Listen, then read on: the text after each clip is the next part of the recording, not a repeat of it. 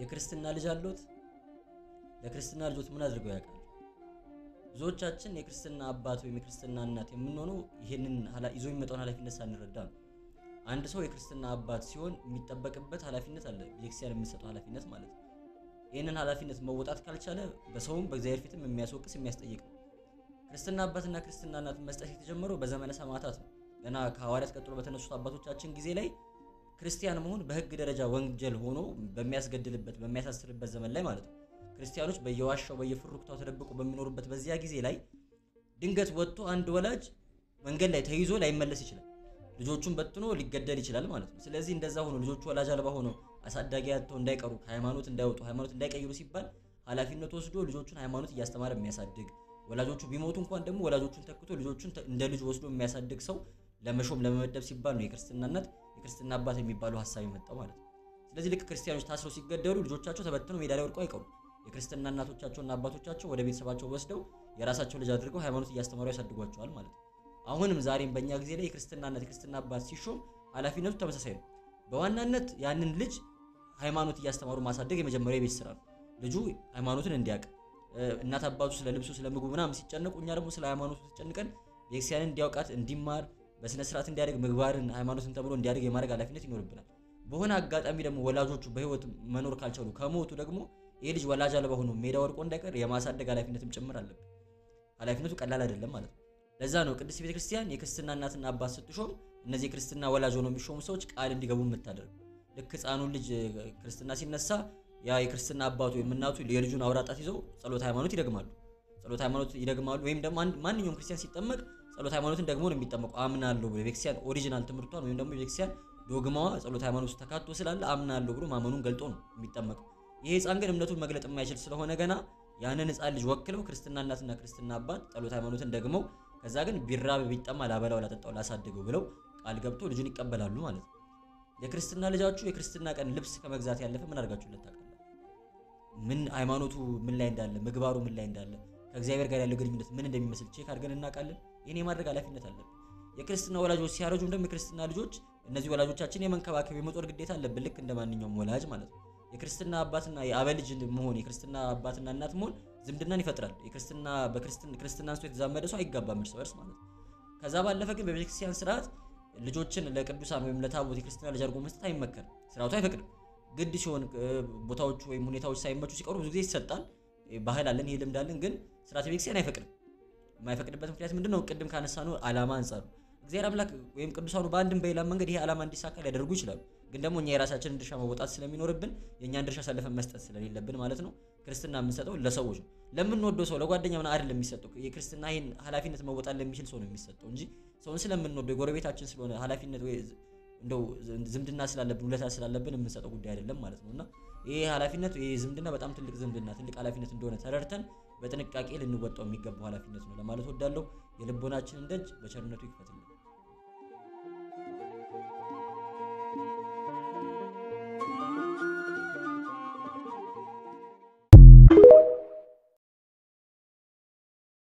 ሰውየው 38 ዓመት ሙሉ ከመታመሙ የተነሳ መደበኛ ስሙ ተረስቶ መጻጉዕ ተብሎ ተጠርቷል። መጻጉዕ ማለት ድዊ፣ በሽተኛ፣ ህመምተኛ ማለት ነው። የመጽሐፍት ልማድ ስለሆነ ሰዎችን በደዌያቸው በህመማቸው መጥራት የተለመደ ነው። አንዲት ለምጽ ያለባት ሴት መጣች፣ አንድ ጎባጣ መጣ፣ 12 ዓመት የሚፈሳት ሴት መጣች፣ አንድ ሽባ፣ አንድ አይነ ስውር እያለ ሰዎችን በህመማቸው በደዌያቸው መጥራት በመጽሐፍት ልማድ የተለመደ ነገር ነው። የሚገርመው ነገር ግን በሰዎችን በስጋዊ ቁስላቸው ወይም በስጋዊ ደዌያቸው ብቻ ሳይሆን በነፍሳቸው ህመም በነፍሳቸው ቁስል መጥራትም የተለመደ ነው። አንዲት ዘማ ሴት መጣች፣ አንድ ቀራጭ መጣ፣ ሁለት ወንበዴዎች አብረው ተሰቀሉ እያለ ሰዎችን በኃጢአታቸው በነፍሳቸው ቁስል በህመማቸው መጥራት መጽሐፍ ቅዱስ ላይ ልማድ ተደርጎ የተቀመጠ ነገር ነው። እኛ መደበኛ ስማችን ተዘንግቶ በነፍሳችን ቁስል በነፍሳችን ህመም በኃጢአታችን ብንጠራ ስማችን ማን ይሆን ነበር? ማን ነበር የምንጠራበት ስማችን? ሰዎች ፊት የምንገለጥበት ስማችን? እግዚአብሔር ኃጢአታችንን በደላችንን ባይሸፍንልን ባይደብቅልንና በነፍሳችን ቁስል በኃጢአታችን በበደላችን በየአደባባዩ የምንጠራ ቢሆን ኖሮ የብዙዎቻችን ስም የሚያሳፍር የሚያስጨንቅ ይሆን ነበር። ቁም ነገሩ ግን እሱ አይደለም። ስማችን ማንንም ቢሆን እግዚአብሔር አምላክ ሊያድነን ሊምረን እንደሚችል ካመንን ተስፋ አለን ማለት ነው። መጻጉዕ ስሙ ተረስቶ በሽተኛው ተብሎ ቢጠራም 38 ዓመት ሙሉ ከተኛበት አልጋ ግን ሊያላቀው እግዚአብሔር አምላክ ፈቃደኛ ሆኗል።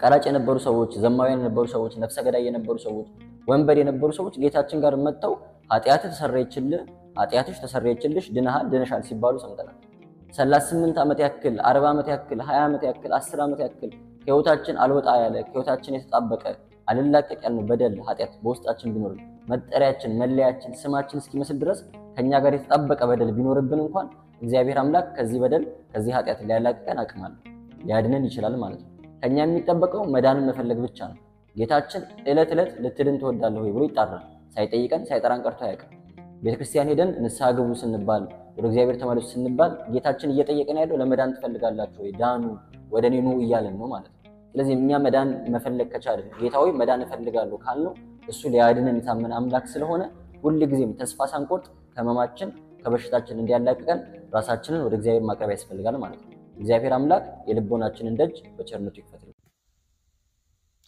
መጽሐፍ ቅዱስን ሁሉም ሰው አንብቦ መረዳት ይችላል ወይም ደግሞ መጽሐፍ ቅዱስ ውስጥ ያለውን የእግዚአብሔርን ሐሳብ ሁሉም ሰው ሊያገኘው ይችላል ብዙ ሰዎች ባይዘው እዚህ ነገር ላይ ያላቸው መልከታ የተዛባ ነው ብዙ ሰዎች ምን ያስባሉ መጽሐፍ ቅዱስን አንብቤ በቃ በመንፈስ ቅዱስ እርዳታ በውስጡ ያለውን እውነት ይገለጥልኛል የሚል አይነት ማይንድ ሴት ያላቸው በጣም ብዙ ሰዎች አሉ ይሄ ግን በጣም የተሳሳተ መልከታ ነው ለምን ከተባለ ለምሳሌ ፕሮቴስታንቶችን የምንወስዳቸው አንድ መጽሐፍ ቅዱስ ነው የሚያነቡት 66ቱ መጽሐፍት ነገር ግን በውስጡ ያለውን የእግዚአብሔርን ሐሳብ ስንመለከት ብዙዎቹ ዘንድ የተለያየ ሐሳብ ነው ያለው የተለያየ መረዳት ነው ያለው ብዙ ዲኖሚኔሽን በውስጣቸው ያለው ፕሮቴስታንቲዝም ብቻ አይደለም ለምሳሌ ጆቫዎችን የምትመለከቱ መጽሐፍ ቅዱስ ያነባሉ ወልድ ፍጡር ነው ይላሉ ሙስሊሞችን የምትመለከቱ መጽሐፍ ቅዱስ ያነባሉ በውስጡ ያለውን የእግዚአብሔርን ሐሳብ አያስተውሉትም ሞርሞኖችን የምትመለከቱ እንደዛው አድቬንቲስቶችን የምትመለከቱ ብዙዎቹ እንደዚህ አይነት ነገር አለ ስለዚህ መፍትሄው ምንድነው ከተባለ መጽሐፍ ቅዱስን በምን መልኩ ነው መረዳት ያለብን ከተባለ መጽሐፍ ቅዱስን የሰጠችን ቤተክርስቲያን እንደመሆኗ በቤተክርስቲያን መነጽርና በቤተክርስቲያን ማይንድ ሴት መጽሐፍ ቅዱስን የምንረዳው ይሄን ከማን እንማር ከተባለ ከኢትዮጵያ ጃንደረባ መማር መቻል አለብን የሐዋርያት ሥራ ምዕራፍ 8 ቁጥር 30 እና 31 ዲዳችሁ ታነቡ መንፈስ ቅዱስ ኦኬ ኢትዮጵያ ጃንደረባ የነብዩ ኢሳይያስ መጽሐፍ ያነባል መንፈስ ቅዱስ ፊልጶስን ይልክለታል ኦኬ ፊልጶስን ይልክለታል ፊልጶስ ሄደና ምን አለው ኢትዮጵያ ጃንደረባ የምታነበውን ታስተውላለህን ብሎ ይጠይቋል ኢትዮጵያ ጃንደረባ በጣም ወሳኝ መልስ ነው የመለሰው ምን አለ የሚመራኝ ሳይኖር እንዴት ይቻላል ይሄ የሁሉም ሰው ማይንድ ሴት ነው ሊኖር የሚገባው ኦኬ ሊሆን የሚገባው ሰዎች መጽሐፍ ቅዱስን ሲያነቡ የምታነቡትን ታስተውላላችሁ ሲባሉ የሚያስተምረኝ የሚሰብከኝ የሚመራኝ ሳይኖር እንዴት ይቻላል ብሎ እንደ ኢትዮጵያ ጃንደረባ ነው መመለስ ያለባቸው ከዛ ፊልጶስ እንደሰበከለት ያሳያል ለዛ ነው ሐዋርያው ቅዱስ ጳውሎስ ምን ይላል ሮሚ መልእክቱ ምዕራፍ 10 ወደ ሮሚ ሰዎች መልእክቱ ምዕራፍ 10 ላይ ላችሁ ስትመለከቱ ከቁጥር 14 ጀምራችሁ ስታነቡት ኦኬ ያለ ሰባኪስ እንዴት ይሰማሉ ያለማ ያለ ሰባኪስ እንዴት ይሰማሉ ካልተላኩስ እንዴት ይሰብካሉ ሰባኪዎች ይላል ስለዚህ ይህንን እግዚአብሔር ቃል ይህንን እግዚአብሔርን ሐሳብ ደግሞ የሚያስተምሩ ሰዎች ምን መላክ አለባቸው ከትክክለኛው ቤተክርስቲያን መላክ አለባቸው ስለዚህ ከትክክለኛው ቤተክርስቲያን ካልተላክ የምታስተምረው ሆነ ኦኬ የምታብራራው ነገር ብዙ ጊዜ ራስ ሐሳብ የመሆን እንትኑ ከፍተኛ ነው ማለት ነው ኦኬ ስለዚህ ከጌታ ቤተክርስቲያን ምን መሆን አለበት መላክ አለበት ትክክለኛውን ስብከት ለመስበክ ስለዚህ ከጌታ ቤተክርስቲያን ሰዎች ሲላኩ ያንን እውነተኛውን ኦኬ የእግዚአብሔር ሐሳብ ሰዎች እንዲጨብጡ ማድረግ ይችላሉ ማለት ነውና ይሄን ለማለት ያክል ነው የጌታችን ኢየሱስ ጸጋና ሰላም ከኔም ከናንተም ጋር ይሁን ሰላም አሎ መስፍኔ ሰላም ነህ መስፍኔ እንዴት ነህ አቦ መስፍኔ ሰላም ነህ እንዴት ነህ ደህና ነህ ፈለገ አትናቴዎስን እንዴት ተጽዕኖ ፈጣሪ ነው ትሉታላችሁ ምናምን የሚሉ አንዳንድ ላይቭ ሪከርዶችን ተመለከትኩኝ በተለያዩ ላይቭ ስትሪሞች ላይ አይ ዶንት ኖ እነማን እንደሆኑ ብቻ ኦርቶዶክሳዊ ሆኑ ወንድም እህቶች እጅግ በጣም ደስ በማይል መልኩ የተለያዩ ሐሳቦችን ሲያነሱ ተመለከትኩኝ ያው ዘለፋ ትችት ስድብ እሱም ብሎ ቤተክርስቲያን አገልጋይ እሱም ብሎ መምህር ምናምን ኤኒዌይስ ብቻ ዛሬ የመጨረሻ ቀለው ላይቭ ስትሪም መገባበት ብዙ ከወረድኩኝ በኋላ ያሰብኩት ነገር ምንድነው ላይቭ ስትሪም ላይ ሆኜ ሳገለግል ብዙዎች በዚህ ልክ በጥላቻ እንዲያዩኝ ምክንያቱም ሆኖ ከሆነ ላይቭ ስትሪም ላይ ያለመገኘቴ ሞር እንደውም ቤተክርስቲያንንም ይጠቅማታል ብዬ ስላሰብኩኝ ዛሬ የመጨረሻ ማለት ነው አርብ ከምሽቱ 3 ሰዓት ላይ ላይቭ ገባለሁ እጅግ በጣም አዝናለሁ እንደ አይነት ውሳኔ በመወሰኔ እና ሁላችሁም እንዳትቀሩ ኤኒዌይስ ወዳችኋለሁ የመጀመሪያዎቹ ሰለምቴዎች የመጀመሪያዎቹ ሙስሊሞች ዋጋ ከፍለውበታል በተለይ ከነቢዩ ሰለላሁ ዐለይሂ ወሰለም ጀምሮ ሁሉም ማለት ይቻላል እኛ ከቤተሰብ ከወረስነው ውጭ ያለነው ያው ሰለምቴዎች ናቸው። ምክንያቱም በቀጥታም በነበሩበት ከጃሂልያ ህይወት ሐታ ረሱል ሰለላሁ ዐለይሂ ወሰለምንም ብትወስዱ እስላም አላህ ባስቀመጠው መልኩ ተከታዮች አልነበሩ። ምንም እንኳን በተለያየ መልኩ ቀደምት የነበረውን የኢብራሂምን መንገድ ለማወቅ ለመመራመር ተፈኩር በማድረግ የጃሂልያው መንገድ ልክ አይደለም ብለው ቢያምኑም ነብይነቱ ሲመጣ አብሮ ሙስሊምነቱም የመጣባቸው ናቸውና እነዛ የመጀመሪያዎቹ ሙስሊሞች ፓስተር ሶፊ እኔ አንተን ባወራ ደስ ይለኛል። የመጽሐፍ ቅዱሱ መረዳቱ ካለ እኔ አላወራም እያወራን ነው። አላወራም እንደውም አላወራም። እኔ አልችልም፣ አማርኛም አላቅም። አገልጋይ አይደለም እንዴ ፓስተር ሶፊ? አላቅም፣ አማርኛ እኔ ጠፍቶብኛል። አላወራም። በምንኛ ቋንቋ ላውራ? እኔ ብዙ ቋንቋ እችላለሁ። በምን ቋንቋ ላውራ ፓስተር ሶፊ? ሶፊ እነዚህ ሰዎች ብልጥ ናቸው። ይኸውልህ ሲያወሩ ቀስ ብሎ ነው የሚያወሩት። ቀስ ብሎ ስለሚያወሩ ዶንት ትራይ ቱ ቢ ስማርት ምናምን ነገር እኔ ከኔ ጋር ስታወራ ፈለገ እባክህ እኔ ወድቀው አዳምጥ። እኔ ኢየሱስ ክርስቶስ ብዬ ስለጮኩ አንተ ኢየሱስ ስላልክ የሚጸድቅ ነገር የለውም። የሆነ ነገር ወንድምን ይመስላል ፓስተር ሶፊ። ምንም በቃ ይሄ እንደ ጎተተ ካሴት ስለፈጠርኩ የሚወጣ ነገር የለም። ሶፊ አይልሽ እያወራን ያለንበት መንገድ አለ። በዛ መንገድ ይሰጣል። አረ ፕሊዝ ተረጋጋ። አማርኛ አላውቅም። እንደዎች አለ አሜን ይላሉ አለ። ፓስተር ሶፊ በቃ አንተ ማይክል ሚውት አድርገው እና ቁጭ አደርጋለሁ። እሺ ይኸውልህ ጌታ ይባርክ። ነገሩን ዲያቶኒክና ፔንታቶኒክ አታርገው።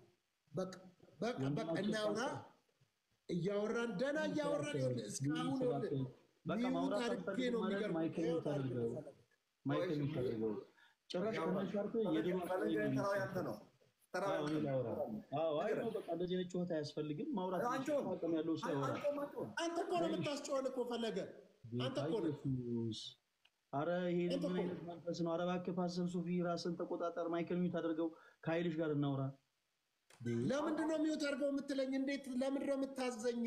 እሺ ሚውት አታድርገው። ጸጥ በል አንተ እናውራ። አረ ጌታ ኢየሱስ በኋላ መጣ ሚውት አድርግ። አንተኛው ዝም በል። አንተ ነው የምታወራው። እንዴት ትላለህ?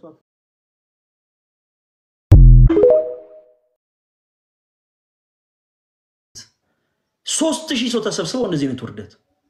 ወንድማችን ጌታውን ኦርቶዶክስ ቤተክርስቲያን ውስጥ በቅዳሴ ሰዓት ብዙ መጻሕፍት ይነበባሉ። ምን አይነት መጻሕፍት? ውዳሴ ማርያም ውዳሴ ማርያም አለ። ውዳሴ ማርያም ቅዳሴ ለእግዚአብሔር ያሳያችሁ። ቅዳሴ ላይ የሚነበበው መጽሐፍ አንድ ብቻ ነው። እሱም ደግሞ የጌታችን የኢየሱስ ክርስቶስ ወንጌል።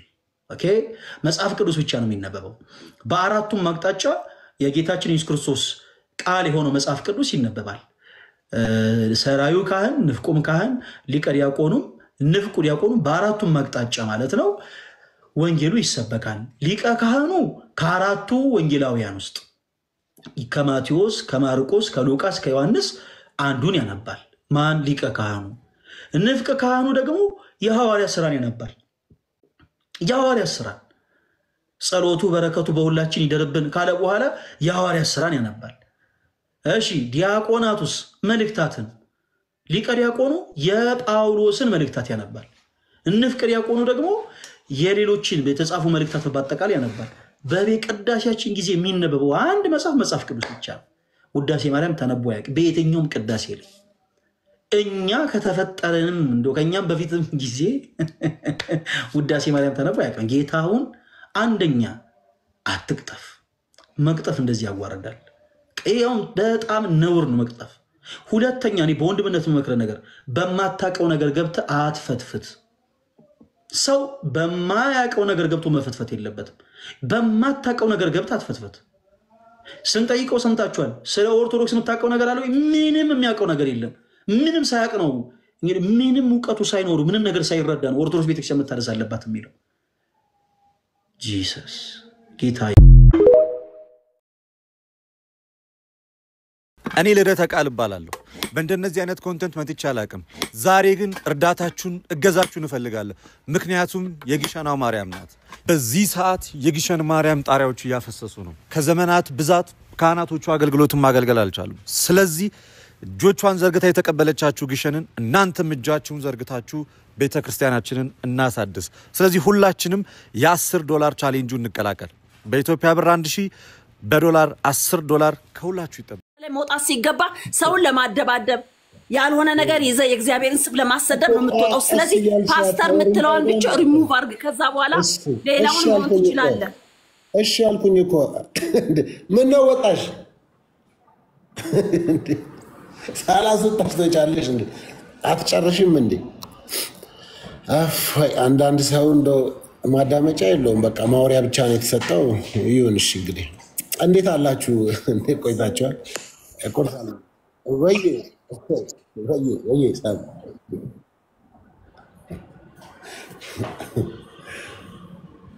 የቀጠቀጠችኝ ነው። አሁን ነገር ነው የምወድልህ እኔ። አይ መቻት